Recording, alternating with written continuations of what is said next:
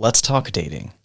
Way back in the 2010s, after I transferred to Western, I was dating a girl I met at a student club meeting. We became close, and eventually she gave me an apartment key. Over time, I noticed some inconsistencies and behaviors which led me to think she may be stepping outside of the boundaries of the relationship. In a relationship, I used to show affection mostly through acts of service, so when that uncertainty took root in my heart, I leaned into that, doing dishes, vacuuming, whatever else I thought might help her see me as a good partner and friend. Slowly, this eroded my confidence as my concerns continued, and eventually the relationship occupied a large part of my headspace. It took a friend giving me a candid heart-to-heart chat for me to see what was happening to myself and eventually work up the courage for a hard conversation and eventual breakup. If I could go back in time, I would tell myself to trust my intuition, advocate for my needs, and not fear hard conversations. I am so grateful to have had a friend who knew how I was changing and had the courage to have that hard conversation with me. Toxic relationships aren't always obvious. They can be cloaked in affection or shared history, making it difficult to recognize the harm. It could be a partner who's untrustworthy, a friend who drains your energy, or even a family member whose words tear at your self-worth. It's tough to realize, but toxicity takes many forms. And no matter how it shows up, it leaves you questioning everything. Your value, your decisions, even your reality. Why do we stay in these relationships? Sometimes it's fear. Fear of being alone, fear of retaliation, or fear of change. Maybe at one time you trusted them. Other times it's that glimmer of hope. You tell yourself maybe things will get better, maybe they'll finally change. The real question is, when was the last time you asked yourself, does this relationship add to my life or does it take from it? Take a moment to think about that. You've got to see them for what they are. There is a difference between imperfections in behaviors or rare out-of-the-ordinary incidents that show the human flaws that are in all of us, versus the repetitive harmful patterns which could indicate concerns of character. If there are repeated harmful patterns, that person might not be who you thought they actually were. The idea that this person was a trustworthy, faithful partner, unfortunately, may not be true. It was in your head that they were everything you wanted. And that's the trick we play on ourselves. We convince ourselves and focus on all the good times which overcloud some of those red flags to the point where they seem minor and might not be a big deal. Here's the deal, though. Those red flags are some of the reasons this person is not right for you. If they were right for you, their actions would have been different. You deserve better. You deserve relationships that nourish you, not deplete you. And guess what? There are plenty of people out there in the world that are trustworthy and faithful who can fill your cup up with joy. They do indeed exist. And it's okay if you don't meet someone else right away. Just take your time and live life. Sometimes when you least expect it is when you'll meet someone new. You have to know and accept that the person you're with is not the only one in the world out of the billions of people that exist. There are definitely people who exist that are trustworthy and faithful to the core. So while cutting ties can feel like an act of destruction, it's actually an act of creation.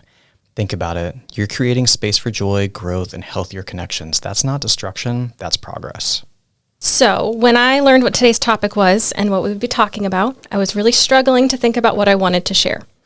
I was struggling to figure out what exactly I wanted to share, how much detail to include, and even if I should talk about it. That voice in your head that asks if you should do this. Funnily enough, this topic is something that I've actually been exploring on my own in therapy.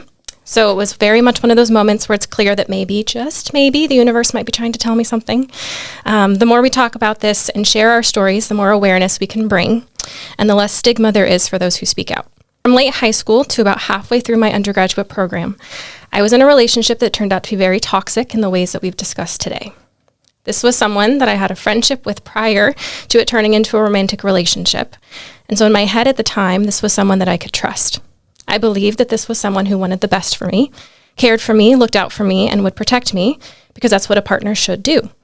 Throughout the relationship, there were many moments that made me uncomfortable and made me pause, thinking, is this right that they did this?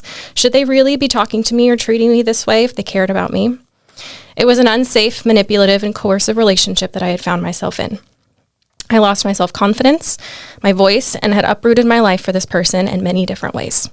However, just like we mentioned earlier, I convinced myself that I was overreacting and focused on all the good moments that I had with this person. It was also my first long-term relationship, and so I didn't really know otherwise. I didn't know that this isn't how it was supposed to be. Eventually, the relationship did end, And even at that time, I was still convinced that this should be the person for me. It took quite some time to accept and come to terms with the fact that this person took advantage of me, as well as for the trust that I had in them.